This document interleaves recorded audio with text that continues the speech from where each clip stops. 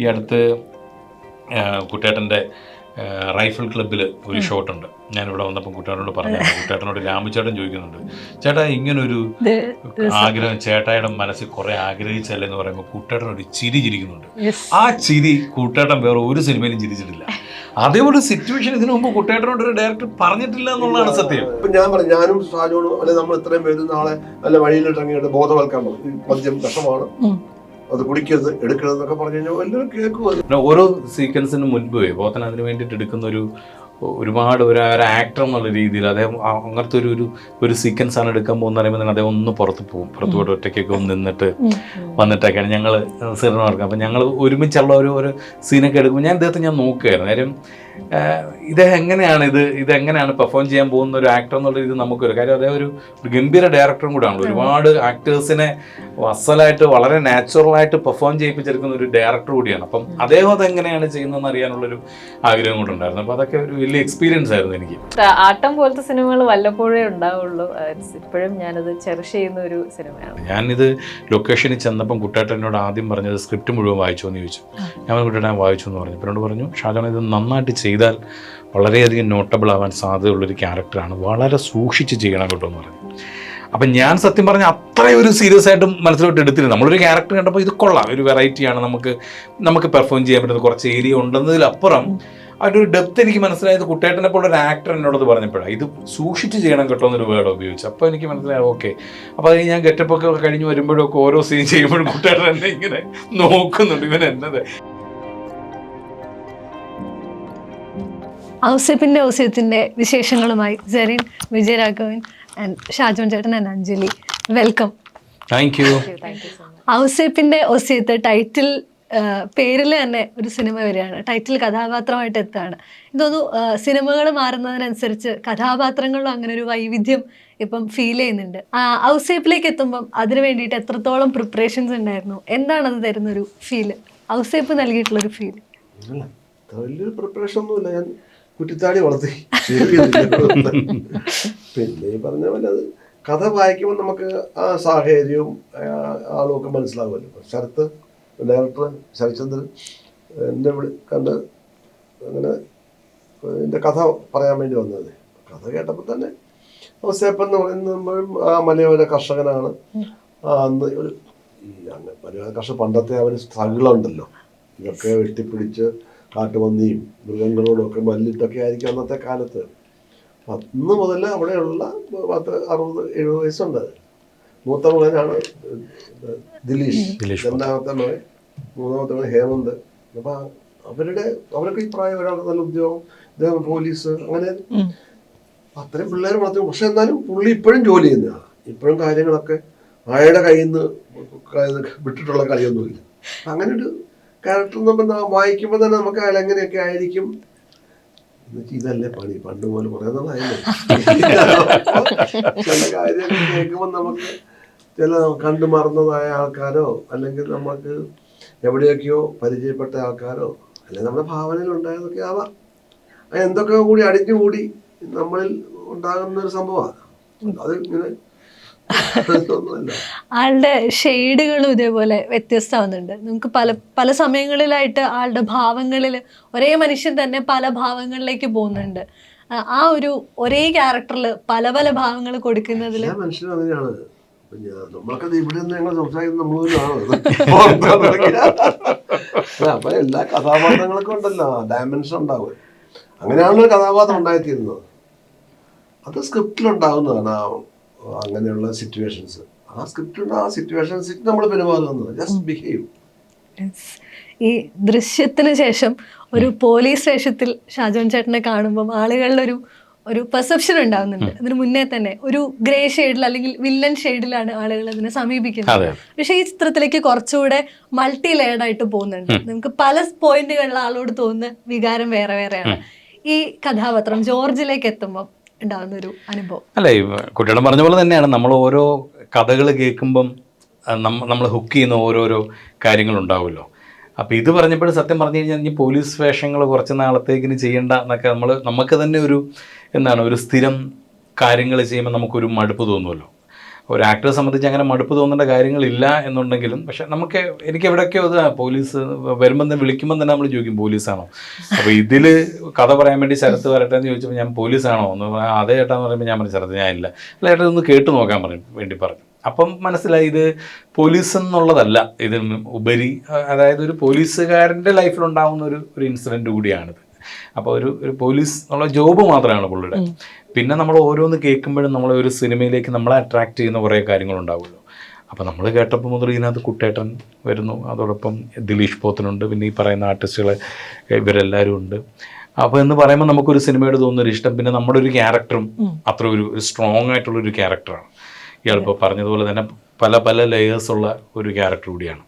അപ്പം അങ്ങനെയൊക്കെ ഒരു ക്യാരക്ടർ ഒരു ആക്ടറെ തേടി വരിക എന്ന് പറയുന്നത് വലിയൊരു അനുഗ്രഹമാണ്. ഞാനിത് ലൊക്കേഷനിൽ ചെന്നപ്പം കുട്ടേട്ടൻ എന്നോട് ആദ്യം പറഞ്ഞത് സ്ക്രിപ്റ്റ് മുഴുവൻ വായിച്ചോ എന്ന് ചോദിച്ചു. ഞാൻ കുട്ടേട്ടൻ വായിച്ചു എന്ന് പറഞ്ഞു. എന്നോട് പറഞ്ഞു ഷാജോൺ ഇത് നന്നായിട്ട് ചെയ്താൽ വളരെയധികം നോട്ടബിൾ ആവാൻ സാധ്യതയുള്ളൊരു ക്യാരക്ടറാണ്, വളരെ സൂക്ഷിച്ച് ചെയ്യണം കേട്ടോ എന്ന് പറഞ്ഞു. അപ്പം ഞാൻ സത്യം പറഞ്ഞാൽ അത്രയും ഒരു സീരിയസ് ആയിട്ട് മനസ്സിലോട്ട് എടുത്തിരുന്നു. നമ്മളൊരു ക്യാരക്ടർ കണ്ടപ്പോൾ ഇത് കൊള്ളാം, ഒരു വെറൈറ്റിയാണ്, നമുക്ക് പെർഫോം ചെയ്യാൻ പറ്റുന്ന കുറച്ച് ഏരിയ ഉണ്ടെന്നതിലപ്പുറം അതിൻ്റെ ഒരു ഡെപ്ത് എനിക്ക് മനസ്സിലായത് കുട്ടേട്ടനെ പോലെ ഒരു ആക്ടർ എന്നോടത് പറഞ്ഞപ്പോഴാണ്. ഇത് സൂക്ഷിച്ച് ചെയ്യണം കേട്ടോ എന്നൊരു വേർഡ് ഉപയോഗിച്ചു. അപ്പോൾ എനിക്ക് മനസ്സിലായി ഓക്കെ. അപ്പോൾ അത് ഞാൻ ഗെറ്റപ്പൊക്കെ കഴിഞ്ഞ് വരുമ്പോഴൊക്കെ ഓരോ സീൻ ചെയ്യുമ്പോഴും കുട്ടേട്ടൻ എന്നെ ഇങ്ങനെ നോക്കുന്നുണ്ട്, ഇവൻ എന്നത് എങ്ങനെ ചെയ്യുന്നത്. ഇത് മൊത്തം വായിച്ചപ്പോഴേ മൊത്തം സ്ക്രിപ്റ്റ് വായിക്കുമ്പോൾ എൻ്റെ മനസ്സിൽ ഓരോ ക്യാരക്ടേഴ്സ് ഉണ്ടാവും. അപ്പൊ എനിക്ക് തോന്നി എനിക്ക് ഭയങ്കര ഇഷ്ടപ്പെട്ട ക്യാരക്ടറാണ് ഈ പോലീസ് എന്ന് പറഞ്ഞാൽ. അങ്ങനെ ഇപ്പൊ പോലീസ് ആകുമ്പോ തന്നെ പോലീസുകാരൻ, ഇപ്പൊ ഞാൻ എത്ര പോലീസുണ്ട്, സ്റ്റോപ്പ് വയലൻസിലെ പോലീസുകാരൻ ഒരു തൊട്ടി ഒരു പോലീസ്, നല്ല പോലീസുകാരുണ്ട്, അങ്ങനെ പലതുണ്ടല്ലോ. പോലീസ് എന്ന് പറഞ്ഞാൽ ഈ വേഷം ഇടുമ്പോഴുള്ള ഈ ഒരേ പാറ്റേൺ ചെയ്യുമ്പോഴാണ്. ഷായോണൊക്കെ ഇത് ഭയങ്കര ഡിഫറെന്റ് ആയിട്ടാണ് ചെയ്തിരിക്കുന്നത്. അതൊരു മനുഷ്യനാണ്, ആ മനുഷ്യൻ അയാൾ ജോലി പോലീസിലാന്നേ ഉള്ളൂ, അയാൾ വേഷം ഇടുമ്പോഴും അല്ലേ പോലീസാണ്. പക്ഷെ അയാളുടെ ജീവിതം എന്ന് പറയുന്നത് വല്ലാത്തൊരു അവസ്ഥയെ കൂടെയാണ് അയാൾ പോകുന്നത്. അത് ഗംഭീരമായിട്ട് ഷാജോൺ ചെയ്തിട്ടുണ്ട്. ഞാൻ കണ്ട സീനുകളിലൊക്കെ അത് എനിക്കൊന്നും ഏറ്റവും നല്ല കഥാപാത്രങ്ങൾ മൊത്തം വായിക്കും. എല്ലാ കഥാപാത്രം നല്ലതാണ് കേട്ടോ, ഭയങ്കര വേറെ ഒരുപാട് ഡയമെൻഷൻ ഉണ്ടാക്കാൻ. ഇതില് ദിലീഷ് പോത്തനുമായിട്ടുള്ള ഒരുപാട് കോമ്പിനേഷൻ സീൻസ് വരുന്ന സമയത്തും നിങ്ങൾ രണ്ടുപേരും തമ്മിലുള്ള ഒരു കെമിസ്ട്രി നല്ല രീതിയിൽ അത് റിഫ്ലക്റ്റ് ആവുന്നുണ്ട്. രണ്ടുപേരും ഒരു പോയിന്റിൽ മത്സരിച്ച് അഭിനയിക്കുന്നു, പരസ്പരം വാശിയോടെ അഭിനയിക്കുന്നു എന്നുള്ള ഫീല് വരുന്നുണ്ട്. ആ ഒരു കെമിസ്ട്രി അങ്ങനെ തോന്നാൻ പാടില്ല. അല്ല അഭിനയിക്കുമ്പോ മത്സരിക്കുന്നു തോന്നിയ ഒരാൾ നോക്കും, അല്ല രണ്ടുപേരും നോക്കും. മത്സരിച്ച് അഭിനയിച്ചാൽ അത് ഏറ്റവും തെറ്റായ ഒരു പ്രയോഗം തന്നെ. രണ്ടുപേരും തോറ്റു മത്സരത്തിൽ. അല്ല ഇതിനെപ്പറ്റി ചോദ്യത്തിന് ഉത്തരം പറയുകയാണെന്നുണ്ടെങ്കിൽ ഞാൻ പോത്തനായിട്ട് ഫസ്റ്റ് ടൈമാണ്. ഞങ്ങൾ പല സ്ഥലത്ത് വെച്ച് കണ്ടിട്ടുണ്ടെന്നുണ്ടെങ്കിലും ഒന്ന് ക്ലോസ് ആവുന്നതും കുറേ ഒരുമിച്ച് കുറേ ദിവസങ്ങൾ സ്പെൻഡ് ചെയ്യുന്നതൊക്കെ ഈ ലൊക്കേഷൻ വെച്ചിട്ടാണ്. അപ്പോൾ വന്നന്ന് മുതൽ ഞങ്ങൾക്ക് അങ്ങോട്ടും ഇങ്ങോട്ടും കാര്യം ഞങ്ങൾ രണ്ടുപേരും എന്താണ്, അദ്ദേഹം ഒരു ഡയറക്ടറാണ്, അപ്പോൾ ആ ഒരു ബഹുമാനം നമ്മുടെ ഉള്ളിലുണ്ട്. അപ്പം നമ്മൾ അദ്ദേഹത്തെ വെച്ച് നോക്കുമ്പോൾ കുറച്ചുകൂടെ മുൻപ് വന്നൊരു ആക്ടറാണെന്നുള്ള ആ രീതിയിലായിരിക്കും അദ്ദേഹം നമ്മളെ കൺസിഡർ ചെയ്യുന്നത്. അപ്പോൾ ആ ഒരു ഇതുണ്ടായിരുന്നു. കുറച്ച് 1-2 സീനൊക്കെ എടുക്കുമ്പോൾ അത് കഴിഞ്ഞിട്ട് പിന്നെ പയ്യെ സംസാരിച്ച് തുടങ്ങി. പിന്നെ കുട്ടേട്ടനും കൂടെ ഉണ്ടായിരുന്നുകൊണ്ട് ഞങ്ങളുടെ ഇടയിൽ എപ്പോഴും കുട്ടേട്ടനും ഉണ്ടാവും. അപ്പം ഞങ്ങൾക്ക് രണ്ടുപേർക്കും സംസാരിക്കാൻ പറ്റുന്ന കുട്ടേട്ടനോടാണ്. ഈ രണ്ടുപേർക്കും ഡയറക്ടർമാരായതുകൊണ്ട് അപ്പോൾ പിന്നെ അങ്ങ് രസമായി. പിന്നെ തമാശ പറച്ചിലും കാര്യങ്ങളൊക്കെ ആയി. പിന്നെ എൻ്റെ ഏറ്റവും വലിയ സന്തോഷം എന്ന് പറഞ്ഞ ഈ സിനിമയിൽ പോത്തനെയും ലെനയൊക്കെ ചേട്ടാ ചേച്ചി എന്ന് വിളിച്ചൊക്കെ അഭിനയിക്കാൻ പറ്റി. അപ്പം നമുക്ക് അത് എന്നെ സംബന്ധിച്ച് പോത്തൻ ചേട്ടനാണല്ലോ, ലെന ചേച്ചിയാണ് പോത്തേട്ട. അപ്പൊ ഞാൻ ഇങ്ങനെയൊക്കെ വിളിക്കുന്നു, ചായ എന്നൊക്കെ വിളിക്കുന്നത്. അപ്പൊ അതൊരു പ്രത്യേക സന്തോഷം. പോത്തൻ ഗംഭീരമായിട്ട് ചെയ്തിട്ടുണ്ട്.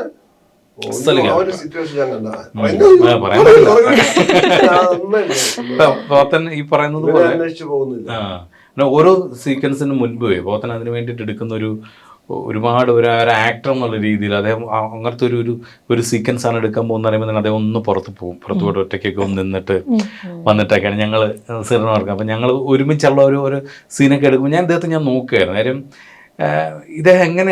ഇതെങ്ങനെയാണ് പെർഫോം ചെയ്യാൻ പോകുന്ന ഒരു ആക്ടർ എന്നുള്ള ഇത് നമുക്കൊരു കാര്യം. അദ്ദേഹം ഒരു ഗംഭീര ഡയറക്ടറും കൂടെ ആണല്ലോ. ഒരുപാട് ആക്ടേഴ്സിനെ അസലായിട്ട് വളരെ നാച്ചുറലായിട്ട് പെർഫോം ചെയ്യിപ്പിച്ചെടുക്കുന്ന ഒരു ഡയറക്ടർ കൂടിയാണ്. അപ്പം അദ്ദേഹം അതെങ്ങനെയാണ് ചെയ്യുന്നതെന്ന് അറിയാനുള്ളൊരു ആഗ്രഹം കൊണ്ടുണ്ടായിരുന്നു. അപ്പോൾ അതൊക്കെ ഒരു വലിയ എക്സ്പീരിയൻസ് ആയിരുന്നു എനിക്ക്. കാര്യം എന്താണ്, അത് ഭയങ്കര ലൈഫായിട്ട് തന്നെ, എന്നാൽ ഒട്ടും ഓവർ ആവാനും പാടില്ല, എന്നാലത് ഓവർ ആക്കാതെ അത് എങ്ങനെയാണ് അത് പ്രസന്റ് ചെയ്യുന്നതെന്നൊക്കെ ഉള്ള ഒരു ക്യൂരിയോസിറ്റി ഉണ്ടല്ലോ നമുക്ക്. അതെല്ലാം അദ്ദേഹം ചെയ്യുന്ന കാണുമ്പോൾ അത് നമുക്കൊക്കെ ഒരു എന്നെ സംബന്ധിച്ച് ഒരു ആക്ടർ എന്നുള്ള രീതിയിൽ എനിക്ക് വലിയ ലെസൺ ആയിരുന്നു പോത്തിനൊത്ത് ഒരുമിച്ചുള്ള കുറച്ച് സീനുകളും കാര്യങ്ങളൊക്കെ. അതിലൊരു പോയിന്റില് ദിലീഷ് പോത്തന്റെ ക്യാരക്ടർ കരഞ്ഞുകൊണ്ട് ചിരിക്കുന്നുണ്ട്. ശരിക്കും വിജയരാഘവൻ സാറ് മുന്നൊരു ഇന്റർവ്യൂവിൽ പറഞ്ഞ കാര്യം ഓർമ്മ വന്നു, നമ്മൾ ഉള്ളിൽ എന്താണുള്ളത് എന്നുള്ളത് റിഫ്ലക്റ്റ് ആവലാണ്. ആ ഒരു പ്രോസസ്സ് അതിഗംഭീരമായിട്ടത് ദിലീഷ് പോത്തൻ എന്ന ആക്ടറിന്റെ മാത്രം പെർഫോമൻസിലല്ല, എല്ലാവരിലും അത് തോന്നുന്നുണ്ട്. ഇതിന്റെ ഒരു സൈക്കോളജിക്കൽ സ്റ്റഡിയിലൂടെയാണോ ഈ ക്യാരക്ടർ ഇവോൾവ് ആവുന്നത്? ഞാൻ എല്ലാ ക്യാരക്ടേഴ്സും നിങ്ങൾക്ക് അതിന് ഒരു സൈക്കോളജിക്കൽ നരേഷൻ തന്നിട്ടുണ്ടായിരുന്നു. അത്തരം പ്രോസസ്സിലൂടെ ഞാൻ എല്ലാവരുടെയും കൂടെ എക്സ്പീരിയൻസ് ആണ്. അതിന് സൈക്കോളജിക്കൽ എന്താ ഈ സൈക്കോളജിക്കൽ അപ്രോച്ച് എന്നൊക്കെ പറഞ്ഞപ്പോൾ അത് എഴുത്തുകാരനെ എഴുതുമ്പോൾ ഉണ്ടാവുമായിരിക്കും അതിനകത്ത്. പക്ഷെ നമ്മൾ അങ്ങനെ എല്ലാവരും സൈക്കോളജി നോക്കലും ഞാൻ എൻ്റെ ക്യാരക്ടർ എന്തായിരിക്കും അയാൾ എന്നുള്ളതൊക്കെ ഞാൻ ആലോചിക്കുന്നത്. അല്ല അതല്ലാതെ നമുക്ക് എല്ലാവരുടെയും അത് വേറെ ഗുണമുണ്ട് കേട്ടോ. ഈ സ്ക്രിപ്റ്റിനകത്ത് എല്ലാവർക്കും വളരെ വ്യക്തമായ ഒരു ധാരണ ഉണ്ടാകും. നമ്മളിപ്പോൾ സ്ക്രിപ്റ്റ് വായിച്ചു കഴിയുമ്പോഴത്തേക്കും എന്താണ് അയാള്. ഷാജോന്റെ ക്യാരക്ടർ ഞാൻ പറഞ്ഞു, ഞാൻ വായിച്ചപ്പം പറയാൻ കാര്യം അതാ, ഷാജോൻ നല്ല ക്യാരക്ടറാണ്. പോത്തിന്റെ ക്യാരക്ടർ അതുപോലെ തന്നെ ഞാൻ പോത്തിന്റെ ക്യാരക്ടറും പറഞ്ഞു. മറ്റേ എന്റെ അനിയൻ, അവന്റെ ക്യാരക്ടർ നല്ലതാണ്, ഹേമന്തിന്റെ ക്യാരക്ടർ. പിന്നെ എല്ലാവരും എന്റെ അനിയനുണ്ട്, ഈ കുട്ടികളുടെ ക്യാരക്ടർ, അദ്ദേഹം എന്റെ വൈഫിന്റെ ക്യാരക്ടറാണ്.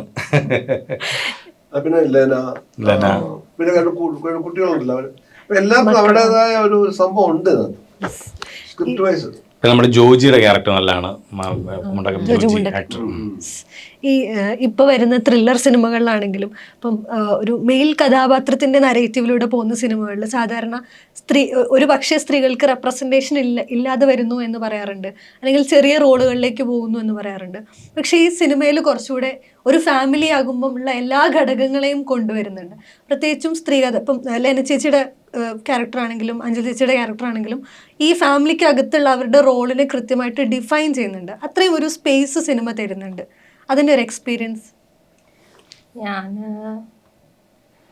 എനിക്ക് ബേസിക്കലി ദിലീഷ് ചേട്ടനും ഷാജോൻ ചേട്ടനും ചേർന്ന് വരുന്ന സീൻസിൽ അവരുടെ ഇമോഷൻസ് കണ്ട് അഭിനയിക്കുന്ന ഒരു സിറ്റുവേഷൻ ആയിരുന്നു. കാരണം വെച്ചാൽ ഞാൻ കഥയുടെ മൊത്തം എനിക്ക് അറിയില്ല അവിടെ എന്താ നടക്കുന്നതെന്നുള്ളത്. കുറച്ചുകൂടെ രഞ്ജിച്ചിയുടെ ക്യാരക്ടറിന് അറിയാം. അപ്പോൾ എനിക്ക് എന്നോട് നരേഷൻ പറയുമ്പോഴും എനിക്ക് അത്രയും ഡെപ്തിൽ ആ വീടിൻ്റെ സിറ്റുവേഷൻ അറിയില്ല. അപ്പൊ അത് ഇവർ അഭിനയിക്കുന്ന കണ്ടിട്ട് ഞാൻ എക്സിക്യൂട്ട് ചെയ്തതാണ്. ഒന്നും അറിയാതാണ്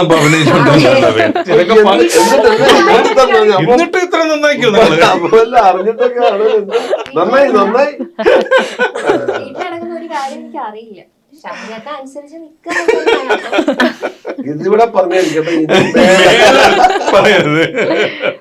അറിയാതെ ചെയ്തത്.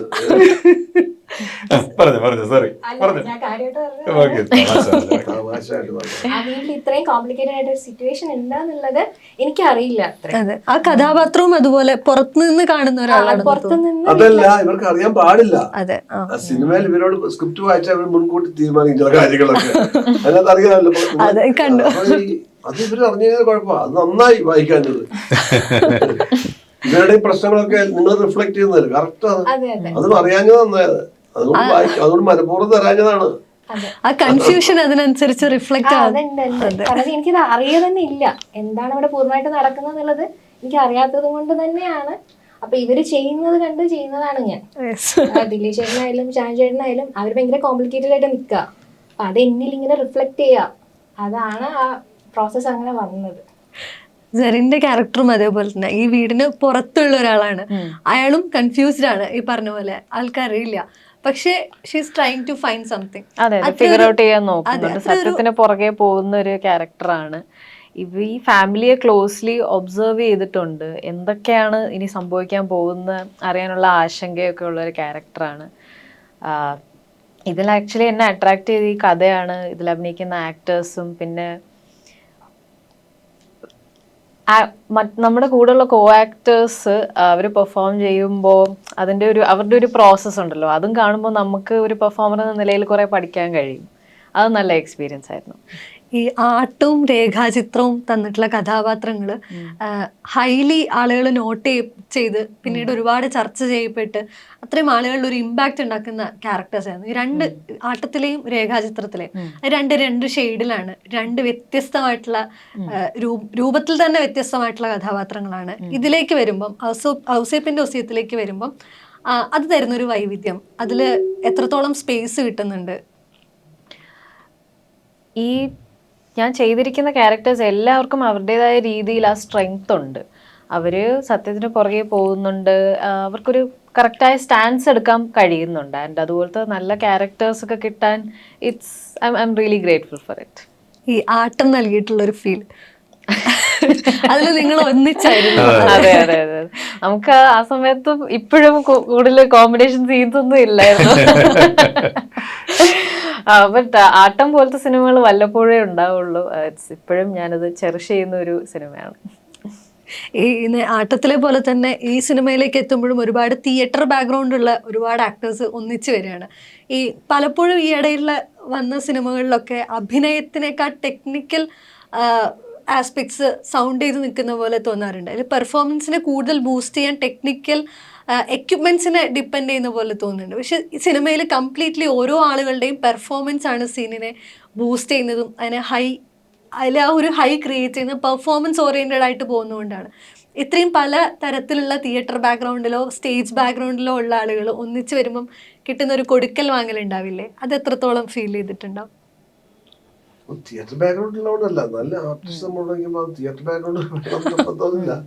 അല്ല, ഇത് ഭാഗ്യത്തിന് തിയേറ്റർ എക്സ്പീരിയൻസ് ഉള്ള ആൾക്കാരാണ്. തിയേറ്റർ എക്സ്പീരിയൻസ് എന്നെ സംബന്ധിച്ചാണെങ്കിൽ അത് വേറൊന്നാണ് തിയേറ്റർ വന്നുകൊണ്ട്. പക്ഷെ ഒരു നടനെ സംബന്ധിച്ചും തിയേറ്റർ ബാക്ക്ഗ്രൗണ്ട് വേണം എന്ന് വിശ്വസിക്കുന്ന ആളാണ് ഞാൻ. വളരെ ഗുണം ചെയ്യും. ഒരു ക്യാരക്ടർ കുറെ ദിവസങ്ങൾ കൊണ്ട് എങ്ങനെയാണ് സൃഷ്ടിക്കപ്പെടുന്നത് എന്നുള്ളത് നമ്മൾ ചെയ്യുന്നതും മറ്റൊരാൾ ചെയ്യുന്നതും ഒക്കെ കാണാൻ പറ്റില്ലേ? ഇങ്ങനെ ഒന്നുമല്ലാതെ നിൽക്കുന്ന ആൾ കുറേശ്ശെ റിഹേഴ്സ് ചെയ്ത് അവസാനം സ്റ്റേജ് വരുമ്പോൾ അയാൾ വേറെ ആളായി നമ്മൾ കാണുക. അയാൾ എന്ത് ടെക്നിക്സ് ഒക്കെ ഉപയോഗിച്ചത്, അങ്ങനെ എത്രയോ പേരുടെ എന്നെ സംബന്ധിച്ച് അത് കാണാൻ പറ്റുന്നുണ്ട്. അതൊരു വലിയ ഭയങ്കരമായ എക്സ്പീരിയൻസ് ആയിരിക്കും. പിന്നെ ഇദ്ദേഹം നാടകത്തിലധികം കളിച്ചില്ല, എത്ര സ്റ്റേജ് കളിച്ചിട്ടുണ്ട്. ഞാനല്ല, ഷാജോനൊക്കെ കിട്ടിയ ഗുണമെന്ന് വെച്ചാല് കുറച്ച് പറയല്ല, നമ്മൾ ഒരുപാട് പേര് മിമിക്രി വന്ന ആൾക്കാണ്. മിമിക്രി വരുമ്പം ഒരുപാട് ഈ ക്യാരക്ടേഴ്സിനെ നടീനടന്മാരെ ഇമിറ്റേറ്റ് ചെയ്ത് അങ്ങനെ ചെയ്യുമ്പോൾ ഒരു കുഴപ്പം വരുമെന്ന് എന്റെ വിശ്വാസം. ഉദാഹരണം പറഞ്ഞാൽ, ഞാൻ പണ്ടൊക്കെ ചില സിനിമയെ കാണാൻ പോയിട്ട് വരുന്നത്, ഇപ്പം ധർമ്മേന്ദ്രന്റെ സിനിമ കാണാൻ, അമിതാഭ് ബച്ചന്റെ കോട്ടയത്ത് പോയി സിനിമ കൊണ്ട് ഞാൻ അച്ഛനൊക്കെ പിന്നെ ഭാര്യയൊക്കെ ഉണ്ടാവും. തിരിച്ച് ഓടിച്ചു വരുമ്പോൾ ഞാൻ ധർമ്മേന്ദ്രൊക്കെ നമ്മൾ മനസ്സിലാക്കി കയറും. കണ്ടമാനം അത് നമ്മൾ കണ്ടമാനം അവരെ ഒന്നും ഇഷ്ടപ്പെട്ട് കഴിഞ്ഞാൽ നമ്മുടെ പ്രവൃത്തിയിലൊക്കെ, പ്രത്യേകിച്ച് അഭിനയത്തിലേക്ക് വരുമ്പോൾ അവരൊക്കെ സ്വാധീനങ്ങൾ ഉണ്ടാവുക. ഷാജോൺ ഉണ്ടാവാതെ, ഷാജോൺ എപ്പോഴും ക്യാരക്ടേഴ്സാണ് ചെയ്തിരിക്കുന്നത് കൂടുതൽ. ഈ നടീനടന്മാരെ ഇമിറ്റേറ്റ് ക്യാരക്ടേഴ്സ്. അതുകൊണ്ടാണ്, അല്ലെങ്കിൽ പെട്ടെന്ന് പലപ്പോഴും ഏതെങ്കിലും ക്യാരക്ടർ ചെയ്യുമ്പോൾ അതിനോട് സാമ്യം തോന്നാം. അല്ലെ നമ്മൾ അറിയാതെ നമ്മുടെ ഉള്ളിൽ എനിക്ക് വേണ്ടി പറ്റുള്ളൂ. ഞാൻ കമലഹാസന്റെ ഭയങ്കര ആരാധനയാണ് ഒരിക്കലും. അത് തന്നെ ഒച്ചനെ ചീത്ത പറഞ്ഞു, നീ കമലഹാസൻ ഒന്നും ആവണ്ട, നീ എനിക്കറിയാം ഞാൻ കമലഹാസൻ ഒന്നും ആയില്ലെന്നൊക്കെ പറഞ്ഞു. പക്ഷെ എവിടെയോ നമ്മളെ അറിയാതെ നമ്മളെ സ്വാധീനിക്കും. അപ്പൊ അത് സ്റ്റേജ് എന്ന് പറഞ്ഞാൽ നമ്മൾ ഓരോ ക്യാരക്ടേഴ്സിനെ ഉണ്ടാക്കിയുള്ള ആ ഒരു പ്രോസസ് അല്ലേ നടക്കുന്നത്. അതുകൊണ്ടാണ് നമ്മുടെ ഈ ആട്ടത്തിലുള്ള വന്ന നടിനടന്മാരൊക്കെ എല്ലാവരും ഇഷ്ടപ്പെട്ട കാര്യം അതാണ്. അവർക്ക് അങ്ങനെ ഉണ്ടാക്കിയെടുക്കാനായിട്ടുള്ളൊരു കഴിവ് കിട്ടും. പിന്നെ ഈ ടെക്നിക്കൽ സപ്പോർട്ടിനെ കുറിച്ച് ചോദിച്ചത്, എനിക്ക് തോന്നുന്ന സൗണ്ടിന്റെ ഒരു സപ്പോർട്ട്, ക്യാമറ, ഇത്. പക്ഷെ എനിക്ക് തോന്നുന്നു ഒരു ആക്ടേഴ്സ് അതിനെ കുറിച്ചൊന്നും ബോധേഡ് ആവാതിരിക്കുകയാണ് നല്ലതെന്ന് എനിക്ക് തോന്നിയിട്ടുണ്ട്. കാര്യം ഇപ്പം അതെല്ലാം ഒരു ഡയറക്ടറുടെ കയ്യിലിരിക്കുന്നതാണ്. ഇപ്പം നമ്മളൊരു ഡയലോഗ് പറയുകയാണെന്നുണ്ടെങ്കിൽ ചിലപ്പോൾ ഡയറക്ടർ പറയും ആ സമയത്ത് പറയണ്ട, കുറച്ചുകൂടെ ഒന്ന് ലേറ്റ് ആയിട്ട് ഒരു 2 സ്റ്റെപ്പ് കൂടെ വെച്ചിട്ട് ഇങ്ങോട്ട് നോക്കി പറഞ്ഞു കേട്ടോ എന്ന് പറയുമ്പോൾ തന്നെ നമുക്കറിയാം അദ്ദേഹം എന്തോ അവിടെ ഉദ്ദേശിക്കുന്നുണ്ടെന്നുള്ളത്. അതൊരു എക്സ്പീരിയൻസ് ആയിട്ടുള്ള ഒരു ഡയറക്ടർ ആണെന്നുണ്ടെങ്കിൽ നമ്മൾ കണ്ണും പൂട്ടി അദ്ദേഹത്തെ അനുസരിക്കുക എന്ന് മാത്രമേ ഉള്ളൂ. കാര്യം നമ്മൾ തിയേറ്ററിൽ കാണുമ്പോൾ നമ്മൾ തീർച്ചയായിട്ടും നമ്മൾ അമ്പരന്ന് പോകും. കാര്യം അതിനിടയിൽ ചില കട്ട്സുകൾ ചിലപ്പം വരും, ചില സൗണ്ട്സ് കൊണ്ട് അത് അപ്പ് ചെയ്യും ആ സീക്വൻസിന്. അതെല്ലാം ഡയറക്ടറുടെ കയ്യിലിരിക്കുന്നതാണ്. ഒരു ആസ് ആൻ ആക്ടർ എനിക്ക് തോന്നുന്നത് നമ്മൾ ആ സമയത്ത് നമ്മൾ ഏത് ഇമോഷനാണോ ക്യാരി ചെയ്യേണ്ടത് അതിൽ നമ്മൾ നിൽക്കുക, നമ്മൾ പെർഫോം ചെയ്യുക. പിന്നെ ചില ഇപ്പോഴത്തെ ഒരു പുതുതലമുറയുടെ ഒരു ഗുണം കണ്ടിട്ടുള്ളത്, ചില സീൻ എടുക്കുമ്പോൾ അവർ റീമ്യൂസിക് ഇട്ടാണ് അവർ അതിന് വേണ്ടിയിട്ടൊരു മ്യൂസിക് ഉണ്ടാക്കിയിട്ടുണ്ടാവും. അവർ നമ്മൾ നടന്നു വരുന്നതാണെന്നുണ്ടെങ്കിൽ ഒരു ഇൻട്രോ ഒക്കെ ആണെന്നുണ്ടെങ്കിൽ അവരൊരു ഒരു ഒരു ഒരു മ്യൂസിക് ഇട്ടിട്ട് ചെയ്തിട്ടുണ്ടാവും, മ്യൂസിക് ഡയറക്ടറോട് പറഞ്ഞാൽ അത് പ്ലേ ചെയ്തിട്ടായിരിക്കും നമ്മൾ നടന്നു വരുന്നത്, നമ്മൾ ഡയലോഗ് ചിലപ്പോൾ അത് ഗുണമായിട്ട് മാറുന്ന കണ്ടിട്ടുണ്ട്. അതൊക്കെ പുതിയ പുതിയ ആളുകളുടെ ഓരോരോ കണ്ടുപിടുത്തങ്ങളാണ്. പക്ഷെ അങ്ങനെയുള്ള കാര്യങ്ങളൊക്കെ നന്നായിട്ട് തോന്നിയിട്ടുണ്ട്. അതെ, ഇതിൽ പറഞ്ഞ പോലെ തന്നെ പല തലമുറയിൽ പെട്ട ആളുകളാണ് വരുന്നത്. പല കാലഘട്ടങ്ങളിൽ സിനിമയുടെ ആണെങ്കിലും നാടകത്തിൻ്റെ ആണെങ്കിലും വിവിധ കാലഘട്ടങ്ങളിലാണ് നിങ്ങൾ ഓരോരുത്തരും ഉണ്ടായിരുന്നത്. അവരുടെ ഒരു കൂട്ടായ്മ വരുമ്പം, അതായത് പല തലമുറകൾ തമ്മിലുള്ള ഒരു കൊടുക്കൽ വാങ്ങൽ കൂടെ അവിടെ ഉണ്ടാവില്ലേ? അത് എത്രത്തോളം സിനിമയെ സ്വാധീനിച്ചിട്ടുണ്ടാവും? എന്നോട് ചോദിക്കുകയാണെങ്കിൽ ഞാൻ പറയാനുള്ളത്, ഇതെല്ലാം സ്ക്രിപ്റ്റ് നന്നാവണം, എന്നാലേ കൊടുക്കും വാങ്ങലൊക്കെ നന്നാവുള്ളൂ. അതല്ലാതെ എത്ര എക്സ്പീരിയൻസ് ഉണ്ടെന്ന് പറഞ്ഞിട്ടോ എത്ര നമ്മൾ എവിടെ നിന്ന് വന്നെന്നോ ഒന്നും പറഞ്ഞിട്ട് കാര്യമില്ലുള്ളൂ. ഇത് നല്ല സ്ക്രിപ്റ്റ് ആയിരിക്കണം, അത് ചെയ്യാൻ അറിയാവുന്ന ഒരു ഡയറക്ടർ ആയിരിക്കണം, ആ ഡയറക്ടറിനെ മനസ്സിലാക്കുന്ന ഒരു ക്യാമറമാൻ അവിടെ ഉണ്ടാവണം, മനസ്സിലായില്ലേ? ആ ഡയറക്ടറിനെ അറിയാവുന്ന, ആ കഥ മനസ്സിലാക്കുന്ന കുറച്ച് അസിസ്റ്റൻസ് അവിടെ ഉണ്ടാവണം. ഇവരെല്ലാം ആണ് നമ്മളിലേക്ക് ഇത് പകർന്നു തരുന്നത്. നമ്മളിത് വായിച്ചിട്ട് ചെല്ലുമ്പം നമ്മുടെ മനസ്സിലൊരു പിക്ചറുണ്ട്, ഇങ്ങനെ ആയിരിക്കും ഇതെന്ന്. ഇതേ ആയിരിക്കുകയല്ല ലൊക്കേഷനിൽ ചെല്ലുമ്പം. നമ്മൾ കണ്ടതിനെ കഴിഞ്ഞൊക്കെ ഗംഭീരമായിട്ട് എടുക്കുന്ന ഡയറക്ടേഴ്സും ക്യാമറമാന്മാരും ഉണ്ട്, നമ്മളത് കണ്ടതിനെ കഴിഞ്ഞ് നശിപ്പിക്കുന്ന ഡയറക്ടേഴ്സും ക്യാമറമാരും ഉണ്ട്. ഇതെല്ലാം അവരുടെ എക്സ്പീരിയൻസ് പോലെ ഇരിക്കും. നമ്മൾ അവരെ വിശ്വസിച്ച് ചെല്ലുന്നു, അവരെന്താണോ എടുക്കുന്നത് അതാണ് സിനിമ. ഒരു ആക്ടറിനെ സംബന്ധിച്ച് നമുക്ക് തരുന്ന വേഷങ്ങൾ നന്നാക്കാനേ നമുക്ക് പറ്റുള്ളൂ. അപ്പം അതുകൊണ്ട് തന്നെയാണ് പറയുന്നത്, ഒരു സിനിമയുടെ ഒരു എന്താണ് കപ്പിത്താൻ എന്ന് പറയുന്ന ഒരു സംവിധായകൻ തന്നെയാണ്. അദ്ദേഹത്തിൻ്റെ കണ്ണിലാണ്, അദ്ദേഹത്തിൻ്റെ മനസ്സിലാണ് ആദ്യം സിനിമ കാണുന്നത്. അത് അദ്ദേഹം പറയുന്നത് പോലെ പകർത്തി സ്ക്രീനിലോട്ട് എത്തിക്കുന്ന ഒരാളാണ് ക്യാമറമാൻ. അപ്പോൾ ഇവർ തമ്മിൽ ഒരു സിങ്ക് ഉണ്ടാവണം. ഇവർ രണ്ടുപേരുമാണ് സിനിമ ആദ്യം കാണേണ്ടത്, സിനിമയാക്കുന്നതും ഇവർ രണ്ടുപേരുമാണ്. ഇവരെ ഹെൽപ്പ് ചെയ്യുന്ന ആളുകളാണ് ബാക്കി നമ്മുടെ എഡിറ്റർ ആണെന്നുണ്ടെങ്കിലും മ്യൂസിക് ഡയറക്ടർ ആണെന്നുണ്ടെങ്കിലും ബാക്കി ആർട്ട് ഡയറക്ടർ ആണെന്നുണ്ടെങ്കിലും ഒക്കെ അങ്ങനെയാണെന്ന് എനിക്ക് തോന്നിയിട്ടുള്ളത്. അപ്പം മെയിനായിട്ട് ഞാൻ പറഞ്ഞു വരുന്നത്, നല്ല സ്ക്രിപ്റ്റ് ആയിരിക്കുക, അത് നന്നായിട്ട് എടുക്കാൻ അറിയാവുന്ന ടെക്നീഷ്യൻസ് ഉണ്ടാവുക എന്നുള്ളത് തന്നെയാണ്. അല്ല, അതിലൊക്കെ അത് വളരെ ശരിയാണ്, 100% ശരിയാണ്. സംവിധായകന്റെ കലയാണ് സിനിമ എന്നാണല്ലോ സിനിമയെ പറ്റി ആത്യന്തികമായിട്ട് പറയുന്നത്.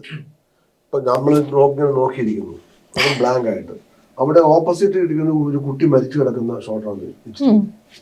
ആ ഇമോഷൻ എന്തായിരിക്കും? ആ ഓപ്പോസിറ്റ് ഭയങ്കര വിഭവസമൃദ്ധമായ സദ്യ വെച്ചിരിക്കാം, ഇയാൾ അവിടെ നോക്കിയിരിക്കാം, 10 ദിവസം പട്ടിണി കിടന്ന ആളാണ്. ആ അഭിനയം ഒന്ന് തന്നെയാണ്, അയാൾ നോക്കിയിരിക്കുന്നത് മാത്രമേ ഉള്ളൂ, ഒന്നും വേണ്ട, ഒരു ബ്ലാങ്ക് ആണ് നോക്കിയിരിക്കാൻ പറഞ്ഞാൽ മതി, കഥ മാറുകയല്ലേ. പക്ഷേ നമ്മുടെ ഇവിടെ ആത്യന്തികമായിട്ട് കഥയും കഥാപാത്രങ്ങളും ഒക്കെ പറ്റുന്ന ആൾക്കാരും ഒക്കെ വെച്ചിട്ടാണ്. പിന്നെ ഇതിനകത്തൊക്കെ ഇതിനെ വളരെ ഈ പണം മുടക്കുന്ന, ഇതൊരു വ്യവസായമാണല്ലോ. അപ്പൊ ഇതിന് പണം മുടക്കുന്ന ഒരാളുണ്ട്, ആ ആളാണ് തീരുമാനിക്കുന്നത് എങ്ങനെ വേണം, ഇനി ആരെ കൊണ്ട് ഏത് കഥ വേണം, ആര് ഡയറക്റ്റ് ചെയ്താൽ നന്നായിരിക്കും, ആര് ക്യാമറ വർക്ക് ചെയ്താൽ നന്നായിരിക്കും, ഇതിനകത്ത് ഇന്നതിൻ്റെ കഥാപാത്രം ആര് ചെയ്യണം, ആ ഇന്നതിൻ്റെ കഥാപാത്രങ്ങളെ സെലക്ട് ചെയ്യാനും, ഡയറക്ടറെ സെലക്ട് ചെയ്യാനും, ക്യാമറമാൻ സെലക്ട് ചെയ്യാനും, ഇതിന് കാശ് മുടക്കുന്ന ആൾക്കാണ് ഏറ്റവും വലിയ ഉത്തരവാദിത്വം. ഇതിന്റെ ലാഭം കിട്ടുന്ന പുള്ളിക്ക് തന്നെയാണ്, നഷ്ടം വരുന്ന പുള്ളിക്ക്. അപ്പൊ അത് 100% നമ്മൾ മലയാള സിനിമയെ സംബന്ധിച്ചോളം പണം മുടക്കുന്ന ഒരാളാണ് ഇതിന്റെ എല്ലാം. ആർക്ക് തീരുമാനിക്കുന്നത്? ഇപ്പം ഇതിന് പകരം എനിക്ക് പകരം ഇപ്പം മമ്മൂട്ടി വേണമെന്ന് തോന്നിയാൽ ഇവിടെ മമ്മൂട്ടി വെച്ച് ചെയ്തോ, ഇദ്ദേഹത്തിന് പകരം ലാല് വേണം, മോഹൻലാൽ വേണം, മോഹൻലാൽ വെച്ച് ചെയ്തോ. അല്ല, എനിക്ക് പകരം ഇന്ദ്രൻസിനെ മതി, ഇന്ദ്രൻസിനെ വെച്ച് ചെയ്യാമല്ലോ. ഇതൊന്നും വേണ്ട, വളരെ പുതിയൊരാളെ വെച്ചിട്ട്. ഇപ്പൊ ഒരുപാട് ആർട്ടിസ്റ്റ്, നല്ല കഴിവുള്ള കലാകാരന്മാർ വരുന്നുണ്ട്, അവർ വെച്ച് ചെയ്യരുതോ? എന്താണ് പ്രൊഡ്യൂസ് ചെയ്യുന്ന ആൾക്കാർ തീരുമാനിക്കാം ഇത് ആര് വേണമെന്നത്. വേറെ രീതി പറഞ്ഞത് അദ്ദേഹമാണ് തീരുമാനിക്കുന്നത് ഈ സിനിമ എങ്ങനെ ഇരിക്കണം എന്നുള്ളത്, അല്ലേ? ഇതെങ്ങനെ ഇരിക്കണം, അതെങ്ങനെ അത് റിലീസ് ചെയ്യണം, എപ്പോൾ റിലീസ് ചെയ്യണം, അതൊക്കെ തീരുമാനിക്കുന്നത് അദ്ദേഹമല്ലേ. ഇപ്പൊ മാർക്കറ്റും കൂടെ നോക്കണം. അല്ല, ഈ ക്യാപ്റ്റൻ ഓഫ് ദ ഷിപ്പ് ഡയറക്ടറാണ്, ഷിപ്പാണ് ശരിക്കും പ്രൊഡ്യൂസർ. ഷിപ്പിനെ നന്നായിട്ട് കൊണ്ടുപോകാന്നുള്ളതാണ് ഈ ഡയറക്ടറുടെ ജോലി. അല്ല, ആ ഷിപ്പില്ലെങ്കിൽ ഇതൊന്നും നടക്കുകയില്ല. അതാണ് ഞാൻ ഉദ്ദേശിച്ചത്. ഷിപ്പ് എന്ന് പറയുന്നതാണ് പ്രൊഡ്യൂസർ, അദ്ദേഹം ഉണ്ടെങ്കിൽ ഇതെല്ലാം നടക്കുകയുള്ളൂ. അപ്പോൾ ആ ഷിപ്പിനെ ഗംഭീരമായിട്ട് കൊണ്ടുപോകേണ്ടത് ഈ ക്യാപ്റ്റൻ്റെ കൂടെ ഉള്ളവരും ഒക്കെയാണ്. അല്ലെങ്കിൽ ഷിപ്പ് എവിടെയെങ്കിലും പോയിടിക്കും, തകരും. ഈ നേരത്തെ സാറ് പറഞ്ഞ പോലെ തന്നെ എപ്പോഴെങ്കിലും ക്യാരക്ടേഴ്സ് റിഫ്ലക്റ്റ് ആവുന്നത് പോലെ, അല്ലെങ്കിൽ ഒരു ക്യാരക്ടറിനെ മറ്റ് ക്യാരക്ടേഴ്സ് സ്വാധീനിക്കുന്ന പോലെ തോന്നിയിട്ടുണ്ടോ? ബിക്കോസ് ഏകദേശം ഒരേ ഏജ് കാറ്റഗറി ആണല്ലോ നമുക്ക് കിട്ടുന്ന കഥാപാത്രങ്ങളെല്ലാം വരുന്നത്. അതിലെപ്പോഴെങ്കിലും ഇത്തരം ഇൻഫ്ലുവൻസ് ഉണ്ടാവുന്ന പോലെ ഏതെങ്കിലും മുന്നേ ചെയ്തിട്ടുള്ള കഥാപാത്രങ്ങൾ, അതെ, നമ്മൾ തന്നെ ചെയ്തിട്ടുള്ള കഥാപാത്രങ്ങളോ അല്ലെങ്കിൽ കണ്ട് ഇൻഫ്ലുവൻസ് ആയിട്ടുള്ള കഥാപാത്രങ്ങളോ സ്വന്തം കഥാപാത്രത്തെ സ്വാധീനിക്കുന്നതായിട്ട് ഫീൽ ചെയ്തിട്ടുണ്ട്. പക്ഷെ എൻ്റെ ക്യാരക്ടർ, ഞാൻ ചെയ്ത ക്യാരക്ടേഴ്സ് തമ്മിൽ ഓവർലാപ്പ് വരാതിരിക്കാനാണ് ഞാൻ നോക്കുന്നത്. ആൾക്കാരിപ്പോൾ ഭയങ്കര അറ്റൻറ്റീവ് ആയിട്ടാണല്ലോ. പിന്നെ ചില ആൾക്കാർ സിനിമയെ കുറ്റപ്പെടുത്താൻ വേണ്ടി മാത്രമാണ് ചിലപ്പോൾ കാണുന്നത് പോലും. അപ്പോൾ ഓരോ ക്യാരക്ടേഴ്സ് അവർ സെയിം ഏജ് ഗ്രൂപ്പിലായാലും അതിൻ്റെ കുറച്ചുകൂടെ വ്യത്യസ്തകളും അതിലൊരു യുണീക്ക് കൊണ്ടുവരേണ്ട ഉത്തരവാദിത്തം പെർഫോമർ എന്ന നിലയിൽ നമുക്കുണ്ട്. ഈ നേരത്തെ നമ്മൾ തുടങ്ങിയപ്പോൾ ദൃശ്യത്തെ കുറിച്ച് പറഞ്ഞു. അപ്പം ദൃശ്യം റിലീസ് ചെയ്ത് ആളുകൾ ഒരുപാട് ഏറ്റെടുത്ത് അതിന് ഒരുപാട് പല ലാംഗ്വേജിലേക്ക് റീമേക്കുകൾ ഉണ്ടായി. ഇതിന് ആഘോഷിക്കപ്പെട്ട ഒരു സിനിമയാണ് ദൃശ്യം. പക്ഷെ പിന്നീട് ദൃശ്യത്തിന് ശേഷം നമ്മുടെ നാട്ടിൽ നടന്ന ഒരുപാട് കൊലപാതകങ്ങൾ നമ്മൾ ദൃശ്യം മോഡൽ കൊലപാതകങ്ങൾ മാധ്യമങ്ങൾ ലേബൽ ചെയ്തിട്ടുണ്ട്. ഇപ്പം വീണ്ടും ഒരുപാട് അക്രമങ്ങൾ നടക്കുന്നതിന് സിനിമ കാരണമാകുന്നു എന്നുള്ള ഒരു ആരോപണം ഉണ്ടാകുന്നുണ്ട്. അതിന് പലതരത്തിലാണ് ആളുകൾ കാണുന്നത് എങ്കിൽ പോലും സിനിമ അതിലൊരു ഘടകമായിട്ട് കാണുന്നുണ്ട്. തിയേറ്ററിൽ ഒരു സമയത്ത് ആഘോഷിക്കപ്പെടുന്ന സിനിമകളെ സമൂഹത്തിൽ ഇത്തരം പ്രവർത്തനങ്ങളുമായിട്ട് താരതമ്യപ്പെടുത്തുകയും അതിനെ കുറ്റപ്പെടുത്തുകയും ചെയ്യുന്ന ഒരു സാഹചര്യം ഇവിടെ ഉണ്ട്. അതിനോടുള്ള ഒരു ടേക്ക് എന്താണ്?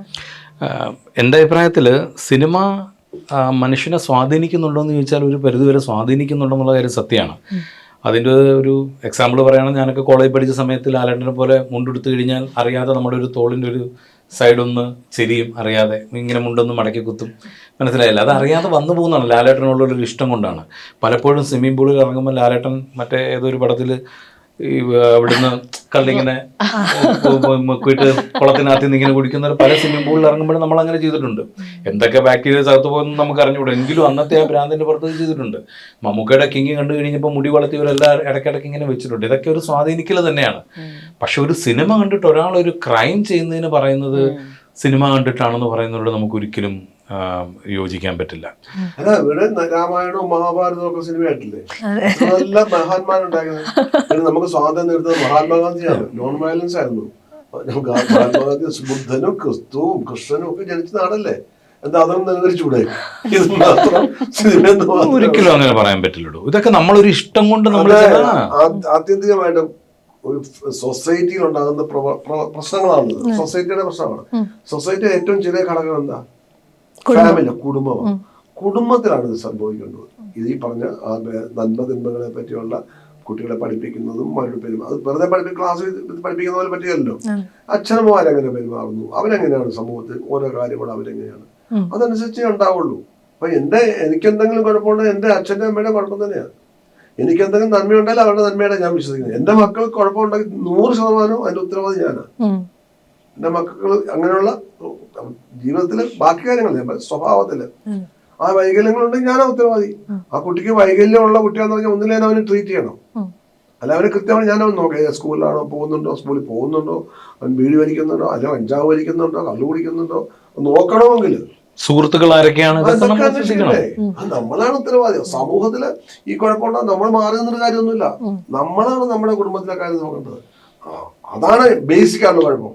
ഇപ്പൊ രാവിലെ മുതൽ ഞാൻ ഉദാഹരണം പറഞ്ഞ ഒരു വീട്ടില് രാവിലെ മുതൽ അച്ഛൻ ഇന്നുകൊണ്ട് നാളെ സമരം 150-ാം ദിവസം ബോർഡ് എഴുതുന്ന കാണുകയാണ്. കൊച്ചു നോക്കിക്കൊണ്ടിരിക്കും. അവനും സ്കൂളിൽ പോകുമ്പോൾ ഇറങ്ങി വിളിക്കില്ലേ? അവനും എന്താ തെറ്റ് തോന്നുന്നുണ്ട് അതിനകത്ത്? ആരെങ്കിലും ഉപദ്രവിക്കുന്നു, അച്ഛൻ പോയി ഒരു വഴക്കുണ്ടാക്കുന്നു, എവിടെയെങ്കിലും പോയി പറഞ്ഞ സാമൂഹ്യം എന്ന് വെച്ചോ, അപ്പൊ അവനും കണ്ടത് ശരിയാന്നല്ലേ തോന്നുള്ളൂ. ഈ ഇപ്പം അക്രമങ്ങൾ കൂടുതലായിട്ട് സിനിമയിൽ വരുന്നു എന്നുള്ളതാണല്ലോ പ്രധാന ആരോപണം വരുന്നത്.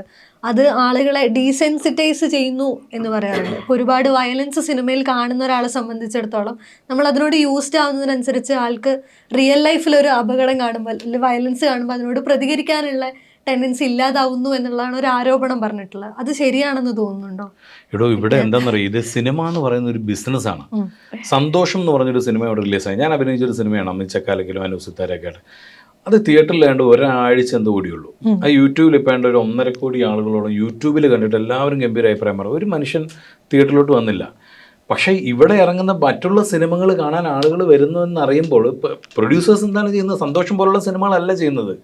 അവർ തിയേറ്ററിലേക്ക് ജനങ്ങൾ വരുന്ന ഏത് സിനിമയാണ് ആ സിനിമകൾ അവർ ചെയ്യുള്ളൂ. ഇത് കണ്ടിട്ട് എത്ര പേര് വഴിതെറ്റി. ഇതൊരു ബിസിനസ് അല്ലേ? ഇത് എത്ര സിനിമയിലാണ് അമ്മേനെയും അനിയനെയും ചുറ്റിക്കൊണ്ട് അടിച്ചു കൊല്ലാൻ എത്ര സിനിമയിൽ കാണിച്ചിട്ടുണ്ട്? എത്ര സിനിമയിലാണ് പിന്നെ ഫോൺ പിടിച്ചു വാങ്ങിയ പ്രിൻസിപ്പളിനോട് പുറത്തിറങ്ങിയ അടിച്ചു കൊന്നുകളെന്ന് പറയുന്ന എത്ര സിനിമയിൽ നമ്മൾ സിനിമാക്കാർ കാണിച്ചിട്ടുണ്ട്? ഇതൊന്നും സിനിമയിലാരും കാണിച്ചിട്ടില്ലല്ലോ. എന്നിട്ട് ഇത് സിനിമയെ കുറ്റം പറയുന്നതിന് ഒരിക്കലും അംഗീകരിക്കാൻ പറ്റില്ല. സിനിമ കണ്ടിട്ട് തീർച്ചയായിട്ടും നമുക്ക് പ്രചോദനം, നമ്മൾ നായകന്മാർ കാണിക്കുന്ന പോലെ നമ്മൾ ചിലപ്പോൾ നമ്മൾ എന്താണ് മുണ്ട് മടക്കി കുത്തിയേക്കാം, ഞാൻ മുമ്പ് പറഞ്ഞ പോലെ ചിലപ്പോൾ മദ്യം കുടിച്ചേക്കാം, സിഗരറ്റ് വലിക്കാൻ വേണ്ടി തോന്നലൊക്കെ ഉണ്ടെങ്കിൽ, പക്ഷേ സ്വന്തം കുടുംബത്തെ തല്ലിക്കൊല്ലുന്നത് സിനിമ കണ്ടിട്ടാണെന്ന് പറയുന്നതിനോട്, അക്രമം കൂടുന്നത് സിനിമ കണ്ടിട്ടാണ്, ദൃശ്യം മോഡൽ എന്ന് പറയുന്നതിനോടൊന്നും പേഴ്സണലി എനിക്ക് അത് യോജിച്ചു. അതൊക്കെ ഓരോരുത്തരുടെ മനോവൈകല്യങ്ങളാണ്, ഒരിക്കലും യോജിക്കാൻ പറ്റില്ല. ഞാൻ പറഞ്ഞു ഇതിനൊക്കെ തടയാൻ വേണ്ടിട്ട് ഞാൻ മുമ്പേ പറയുകയും ചെയ്തതാ, ഇതിനൊക്കെ തടയാൻ വേണ്ടി ഇവിടെ അഡ്മിനിസ്ട്രേഷൻ ഇല്ലേ, പോലീസ് ഇല്ലേ, എക്സൈസ് ഇല്ലേ, അവർക്ക് തടയാവുന്ന കാര്യമല്ലേ. ഇവിടെ പോളിറ്റീഷ്യൻസ് ഇല്ലേ, നാട് നന്നാക്കുമെന്ന് പറഞ്ഞിട്ടാണല്ലോ ഭരിക്കുന്നത്, അല്ലെ പ്രതിപക്ഷത്തിരിക്കുന്നത്. എത്ര പൊളിറ്റീഷ്യൻസ് ഉണ്ട്, മിക്ക നല്ലൊരു ശതമാനം ആൾക്കാരുടെ ജോലി എന്താ വെച്ചാൽ രാഷ്ട്രീയമാണ് എന്ന് പറയുന്ന ഒരു സമയം. ഇപ്പം സമൂഹം നന്നാക്കാൻ വേണ്ടി എന്ത് ചെയ്യണം, വെറുതെ ചർച്ച ചെയ്തുകൊണ്ട് കാര്യമില്ല. ചാനലിൽ വന്ന് ചർച്ച ചെയ്തുകൊണ്ടോ അല്ലെങ്കിൽ ബോധവൽക്കരണം നടത്തിയിട്ട് ഒരു പ്രയോജനവും ഇല്ല. അതാണ് ഞാൻ മുമ്പേ പറഞ്ഞത്, മഹാത്മാഗാന്ധി നേടിത്തന്ന സ്വാതന്ത്ര്യമുള്ള രാജ്യമാണിത്. അദ്ദേഹത്തെ നോൺ വയലൻസ് ആയിരുന്നു. പിന്നെ പറഞ്ഞിട്ട് കാര്യമില്ലല്ലോ. അല്ല, ഇതിപ്പോ ഈ പറഞ്ഞ പോലെ പല കാര്യങ്ങളും വരുമ്പോൾ നമ്മുടെ നിയമസഭ നിർത്തിവെച്ച് ചർച്ച ചെയ്യണം എന്നൊക്കെ പറയുന്നത് കേട്ടിട്ടുണ്ട്. നമ്മൾ ശരിക്കും അവിടെ ചർച്ച ചെയ്യേണ്ടത് ഇതുപോലുള്ള കാര്യങ്ങളാണ്. നമ്മുടെ വളർന്നു വരുന്ന യുവതലമുറ ഭയങ്കര കുഴപ്പത്തിലോട്ടാണ് പോയിക്കൊണ്ടിരിക്കുന്നത്. പക്ഷെ എനിക്ക് തോന്നുന്നു ഇതിൽ നേരെ വിപരീതമായിട്ടുള്ള ഒരു എഫക്റ്റ് ഉണ്ടായത് ആട്ടത്തിലായിരിക്കാം എന്ന് തോന്നുന്നു. ഇതൊരാൾ, ഒരു സ്ത്രീ അതിനെ കോൾ ഔട്ട് ചെയ്യുന്ന സമയത്ത് അതിനെപ്പറ്റി ചിന്തിക്കണം എന്നുള്ള ഒരു ഐഡിയ എങ്കിലും അത് കൺവേ ചെയ്യുന്നുണ്ട്. പക്ഷേ ഈ ആട്ടം കണ്ടിട്ട് ആരെങ്കിലും നന്നാവുന്നുണ്ടോന്ന് അതായത് മഹാഭാരതവും രാമായണവും എത്ര നല്ല കഥകളൊക്കെ സ്നേഹത്തിന്റെയും ത്യാഗത്തിന്റെയും ഒക്കെ കഥകളുണ്ടല്ലോ. അതിലെപ്പോഴേലും അങ്ങനെ ഒരു, പിന്നെ ഈ സൊസൈറ്റിയിൽ നടക്കേണ്ട സൊല്യൂഷൻസ് സിനിമയിൽ നിന്ന് പ്രതീക്ഷിച്ചിട്ട് വലിയ കാര്യമൊന്നുമില്ല. എന്താണ് അത് വീട്ടിൽ നിന്നാണ് ഉണ്ടാവേണ്ടത്. പിന്നെ എല്ലാ സംശയം എന്താണ്, ഇതിൽ തന്നെ രണ്ട് അഭിപ്രായം വരാറുണ്ട്. സിനിമയ്ക്ക് ഒരു സോഷ്യൽ റെസ്പോൺസിബിലിറ്റി ഉണ്ടെന്നും, അല്ല സിനിമ ഒരു എന്റർടൈനർ ആണ്, ആളുകളെ കാണിച്ച് അവർക്കൊരു 3 മണിക്കൂറിന്റെ റിലാക്സേഷൻ കൊടുക്കാവുന്ന ഒരു മാധ്യമമാണെന്നും പറയാറുണ്ട്. ഇങ്ങനെ ഒരു കാറ്റഗറൈസേഷന്റെ ആവശ്യമുണ്ടെന്ന് തോന്നിയിട്ടുണ്ടോ? അല്ല നിലനിൽക്കുന്നുണ്ട്, അത് വാസ്തവമാണെന്ന് തോന്നുന്നുണ്ടോ? ഈ സിനിമയുടെ ധാർമ്മികത, സിനിമ ബേസിക്കലി ബിസിനസ് ആണ്. അതിലങ്ങനെ ഒരു ധാർമ്മികത വന്നാൽ നല്ലത്. എന്റർടൈൻമെന്റ് ആണ് ബേസിക്കലി, എനിക്ക് അങ്ങനെയാണ് ഫീൽ ചെയ്തിട്ടുള്ളത്. അതിലൊരു മെസ്സേജ് പാസ് ചെയ്യാൻ പറ്റിയാൽ നല്ലത്. പക്ഷെ എല്ലാ സിനിമകൾക്കും മെസ്സേജ് പാസ് ചെയ്യാൻ പറ്റില്ലല്ലോ. ഇത് നമ്മുടെ സമൂഹത്തിൽ നിന്ന് തന്നെയാണ് നമ്മുടെ ക്യാരക്ടേഴ്സ് എടുക്കുന്നതും കഥകൾ എടുക്കുന്നതും ഒക്കെ അല്ലേ. നമ്മുടെ ഇവിടുത്തെ റൈറ്റേഴ്സ് എല്ലാവരും ഏതാണ് എല്ലാ വാർത്തകളും കണ്ട് ആ സമയത്തുള്ള കാര്യങ്ങളും എല്ലാം എടുത്തിട്ട് തന്നെയാണ് ഓരോ കഥകളും ഉണ്ടാക്കുന്നത്. മുമ്പൊക്കെ എന്താണ് നമ്മുടെ പണ്ടൊക്കെ പറഞ്ഞു കഴിഞ്ഞാൽ ഓരോ സിനിമയിൽ കാണുന്ന ഏറ്റവും കൂടി എന്ന് പറഞ്ഞു കഴിഞ്ഞാൽ പിള്ളേർ അച്ഛനെയും വീട്ടുകാരറിയാതെ ചെയ്യുമെന്ന് പറഞ്ഞാൽ ഒരു ബീഡി വലിക്കുക, അല്ലെങ്കിൽ ഒരു ഗ്ലാസ് ഷാപ്പിൽ പോയി കള്ളു കുടിക്കുക. നമ്മളിപ്പോഴും കണ്ടു ഇന്നസെൻ്റ് ആയിട്ടുള്ള സുധീഷൊക്കെ തലയിൽ ഇട്ടിട്ട് കള്ള് ഷാപ്പ്. അതാണ് അന്നത്തെ ഏറ്റവും വലിയൊരു തെറ്റെന്നൊക്കെ പറഞ്ഞാൽ അതൊക്കെയായിരുന്നു അന്നത്തെ ഒരു കാര്യങ്ങൾ. ഇപ്പം അതൊക്കെയാണോ? ഇപ്പം അത് മാറി. ഇത് ആരാ മാറ്റിക്കൊണ്ട് വരുന്നത്? നമ്മളിങ്ങനെ പറഞ്ഞ പോലെ ഈ പാശ്ചാത്യ കാര്യങ്ങളെല്ലാം കോപ്പി ചെയ്ത് അതെല്ലാം ഇങ്ങനെ മാറിക്കൊണ്ടിരിക്കുകയാണ്. ഇത് ആരുടെയും കുഴപ്പമില്ല. അതിനകത്ത് നല്ലതും ഉണ്ട് ചീത്തയും ഉണ്ട്. ചീത്തയാണ് ഇപ്പോൾ ഏറ്റവും കൂടുതൽ ആളുകൾ എടുത്തുകൊണ്ടിരിക്കുന്നത്. ഇത് ആരുടെ കുഴപ്പമാണ്? ഇത് സിനിമാക്കാരുടെ കുഴപ്പമല്ലത്. സിനിമ ഇല്ലെങ്കിലും സിനിമ ഇവിടെ നിർത്തിയാൽ ഇതൊക്കെ തന്നെ ഇവിടെ നടക്കും. സിനിമയിലേക്ക് വന്നു കഴിഞ്ഞാൽ അത് ഒരുപാട് ആളുകളുടെ കഥയായിട്ട് മാറുന്നുണ്ട്. ഈ പറഞ്ഞ ത്രില്ലറുകളുടെ ഒരു കുത്തൊഴുക്കിൽ നിന്ന് മാറി നിന്നുകൊണ്ട് കുറച്ചുകൂടെ ഒരു ദേശത്തിൻ്റെ ഒരുപാട് ആളുകളുടെ നമുക്ക് ഹൈലി റിലേറ്റ് ചെയ്യാൻ പറ്റുന്ന ഒരു സിനിമയായിട്ടുള്ള വ്യത്യസ്തമായിട്ടുള്ളൊരു അനുഭവമാണ് തരുന്നത്. നിങ്ങളെ സംബന്ധിച്ചിടത്തോളം ഔസേപ്പിലേക്ക് എത്തിച്ച ഫാക്ടർ, അതിൽ നിന്ന് നിങ്ങളെ ഹുക്ക് ചെയ്തിട്ടുള്ള ഒരു ഫാക്ടർ എന്തായിരിക്കും? കോമൺ ആയിട്ട് എല്ലാവരോടും കൂടെയുള്ള ചോദ്യമാണ്. അല്ല, എനിക്ക് അതിൻ്റെ സ്ക്രിപ്റ്റാണ് ഞാൻ ആദ്യം സ്ക്രിപ്റ്റ് വായിച്ചപ്പോൾ തന്നെ നന്നായിരുന്നു. പിന്നെ അപ്പോൾ ആരൊക്കെ കഴിയുന്നത് ഷാജോണ്, അപ്പോൾ എനിക്കൊന്ന് കറക്റ്റായിട്ടുള്ള ആൾക്കാരാണല്ലോ. അപ്പോൾ അതിൻ്റെ ഒരു ഹാർമണി ഉണ്ടാവും. എന്താണ് ലൊക്കേഷനിലും ഭയങ്കര രസമായിരിക്കും. ഷൂട്ട് ചെയ്യുമ്പോൾ നമുക്കറിയാം ഏകദേശം ആൾക്കാരെ നമുക്കറിയാമോ. നേരത്തെ ഷാജോൺ ചേട്ടൻ ഇന്റർവ്യൂ തുടങ്ങുന്നതിന് മുന്നേ ചോദിച്ചതുപോലെ ഇങ്ങനൊരു ദിവസം വിജയരാഘവൻ എന്ന നടൻ സ്വപ്നം കണ്ടിരുന്നു. അല്ല, എനിക്ക് നല്ല തന്നെ ഇതുപോലെ നമ്മൾ അഭിനയിക്കുമ്പോൾ ഒരു വലിയൊരു ഒരു കൊടുക്കൽ വാങ്ങലുള്ള ആർട്ടിസ്റ്റാണ്. നമുക്ക് ഭയങ്കര സുഖമാണ്. അത് പറഞ്ഞറിയിക്കാൻ പറ്റാത്തൊരു കാര്യമാണ്. നമ്മൾ കൂടെ നിൽക്കുന്ന ആർട്ടിസ്റ്റ് അത് ഒരുപാട് നമ്മളെ ഇത് ചെയ്യും. ഞാനൊരു കാര്യം പറയുമ്പോൾ ആണോ, അതിൻ്റെ പ്രതികരണമല്ല ആടാ എന്ന് പറയണമെന്നില്ല, ആണോ എന്നുള്ള ഇവൻ്റെ മുഖത്താം ആ ഭാവം വന്നാലേ എനിക്ക് അത് സത്യം എന്തൊക്കെ ആണെന്ന് ചോദിച്ചാൽ നമുക്ക് പറയാൻ പറ്റും അടുത്ത ഡയലോഗ്. അത് കൂടെ നിൽക്കുന്ന ആളിനെ കൂടെ മിടുക്കാണത്. അപ്പൊ അങ്ങനെയുള്ള ഒത്തുചേരലല്ലേ.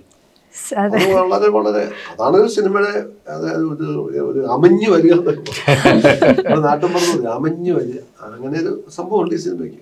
ഇതിന്റെ കഥയായിരുന്നു. പിന്നെ സ്റ്റോറി ടെല്ലിങ്ങിലും കഥയുടെ ടോണാലിറ്റി ഉണ്ടല്ലോ. ഇപ്പോൾ കുറേ നാളായിട്ട് കുറേ വരുന്ന ത്രില്ലേഴ്സ് എല്ലാം ഭയങ്കര ലൗഡായിട്ടുള്ള ത്രില്ലേഴ്സാണ്. അപ്പോൾ അതിൽ നിന്ന് കുറച്ച് ഡിഫറെൻ്റ് ആയിട്ടുള്ള ടോണാലിറ്റിയാണ് ഇതിൻ്റെ. അതെ. അഞ്ജലിയിലേക്ക് എനിക്കെന്നെ വിളിച്ചപ്പോൾ തന്നെ കുട്ടേട്ടനുണ്ട്, ഷാൻ ചേട്ടനുണ്ട്, ദിലീഷ് ചേട്ടനുണ്ട്. ഞാൻ ഭയങ്കര ഹാപ്പി ആയിരുന്നു ഇതിൽ ജോയിൻ ചെയ്യാൻ. ഞാൻ അങ്ങനെയാണ് അതിൻ്റെ ഒരു ഭാഗമാകുന്നത്. ഓക്കെ. ഇതൊരു ഇമോഷനുണ്ട്. ഈ ഇമോഷൻ എല്ലാവർക്കും ഒന്ന് ഹുക്ക് ചെയ്യാൻ പറ്റുന്ന, എല്ലാവരും ടച്ച് ചെയ്യാൻ പറ്റുന്ന ഒരു ഇമോഷൻ തന്നെയാണ്. എല്ലാ ഫാമിലിയിലും നടന്നേക്കാവുന്ന അല്ലെങ്കിൽ പല സ്ഥലങ്ങളിലും നടന്നിട്ടുള്ള ഒരു ഇമോഷൻ തന്നെയാണ്. ഒരച്ഛൻ, ആൺമക്കൾ, അവരുടെ ജീവിതം, അവരുടെ ഫാമിലി, മനസ്സിലായില്ല, ഒരു പ്രണയം. അപ്പോൾ എല്ലാം തീർച്ചയായിട്ടും നമ്മുടെ മലയാളികൾക്ക് കണക്ട് ചെയ്യാൻ പറ്റുന്ന ഒരു കഥയായിട്ടാണ് എനിക്കിത് തോന്നിയത്. പിന്നെ പ്രധാനമായിട്ടും ഇതിൻ്റെ ആക്ടേഴ്സ്, കുട്ടേട്ടനാണെങ്കിലും ബോത്തനാണെങ്കിലും പിന്നെ ഇവരെല്ലാവരും സാറിനും ഇവരെല്ലാവരും ആണെങ്കിലും ഹേമന്ത് ഒക്കെ ആണെന്നുണ്ടെങ്കിൽ നമ്മൾ ഒരുപാട് പേഴ്സണലി ഇഷ്ടപ്പെടുന്ന ആളുകളാണ് ഇവരോടൊക്കെ ഒപ്പം വർക്ക് ചെയ്യണം. അവൻ ഡയറക്ടർ പുതിയ ആളാണ്. നമുക്ക് കുറെ പടങ്ങൾ ചെയ്ത എക്സ്പീരിയൻസ് ഉള്ള ആളെ പോലെ തോന്നുമായിരുന്നു. പുള്ളിയുടെ അഭിപ്രായങ്ങൾ പറയുമ്പോഴേ നമുക്ക് അറിയാൻ പറ്റുമല്ലോ ഒരാള് സംസാരിക്കുമ്പോൾ. അത് നമുക്ക് കൂടുതൽ വിശ്വാസം തോന്നും. ആ വിശ്വാസത്തിലാണ് നമ്മൾ അഭിനയിക്കുന്നത്. ക്യാമറയും അതിന് പുറകെ നിൽക്കുന്ന ഇവരുടെ വിശ്വാസമാണെന്ന്. ഓക്കെ കേട്ടാ എന്ന് പറഞ്ഞാൽ ഓക്കെ നമുക്കും തോന്നണമെങ്കിൽ ഓക്കെ പറയുന്ന ആളുടെ ഒരു ഓക്കെ, അതിൽ സ്ട്രെങ്ത് വേണം. അതെ, സ്ഥലത്തും നല്ല മിടുക്കനാണ്. ഈ പറഞ്ഞ പോലെ സ്ക്രിപ്റ്റ് ഒക്കെ ആണെങ്കിലും അടിപൊളിയാണ്, തോന്നുന്നില്ല. പിന്നെ ഒരു പുതിയൊരു പ്രൊഡക്ഷൻ കമ്പനിയാണ് നമ്മുടെ ഇത് മെഗൂർ ഫിലിംസ് എന്ന് പറഞ്ഞിട്ട്. അവരെ കണ്ടാലും പ്രൊഡ്യൂസേഴ്സ് എന്ന് പറഞ്ഞാൽ പല സ്ഥലങ്ങളും പ്രൊഡ്യൂസർ എന്ന് പറഞ്ഞ പേര് ആരാ വന്നില്ല, നാളെ വരും, അങ്ങനെ നമ്മൾ പ്രതീക്ഷിച്ചിരിക്കും. പ്രൊഡ്യൂസർ ഇത് നമ്മുടെ കൂടെ ഉണ്ടായിരുന്നു, ഘടാകടിക്കന്മാരായ ഒരു 4-5 പേര്. അവരുടെ ഒരു പവറും ഉണ്ടായിരുന്നു, മൊത്തം അവർ ഫുൾ ടൈം ഉണ്ടായിരുന്നു. എങ്ങനെയാണ് അതിന്റെ വളർച്ചയൊക്കെ അവർക്കും ആസ്വദിക്കാൻ പറ്റും, അത് നമുക്കും സന്തോഷമല്ലേ. ഷാജോൺ ചേട്ടന്റെ ക്യാരക്ടേഴ്സിൽ കുറെ മൈന്യൂട്ട് ആയിട്ടുള്ള എക്സ്പ്രഷൻസ് പിടിച്ചിട്ടുണ്ട്. അത് കുറച്ചുകൂടെ എനിക്ക് തോന്നുന്നു ബാക്കി സിനിമകളെക്കാൾ കുറച്ചുകൂടെ ഈ ചെറിയ ചെറിയ കാര്യങ്ങൾ കൂടെ കൂടുതൽ ശ്രദ്ധ കൊടുത്തിട്ട് ചെയ്തതാണെന്ന് തോന്നിയിട്ടുണ്ട്. അങ്ങനെ ഒരു തീരുമാനം ഉണ്ടായിരുന്നു? ഞാൻ ഒന്നും അറിഞ്ഞു ചെയ്തതല്ല, എന്തെങ്കിലും സംഭവിച്ചു പോയിട്ടുണ്ടെങ്കിൽ ഇതൊക്കെ അറിയാതെ വരുന്നതാണോ, അങ്ങനെ തനിക്ക് തോന്നിയിട്ടുണ്ടെങ്കിൽ താങ്ക് യു സോ മച്ച്. പക്ഷെ ഇതൊന്നും എന്നാന്നറിയോ, കുട്ടേട്ടൻ പറയുന്ന പോലെയാണ്, നമ്മളോട് ഒരു ഓക്കെ പറഞ്ഞൊരു ഡയറക്ടറുടെ കയ്യിലാണ് ഇതെല്ലാം ഇരിക്കുന്നത്.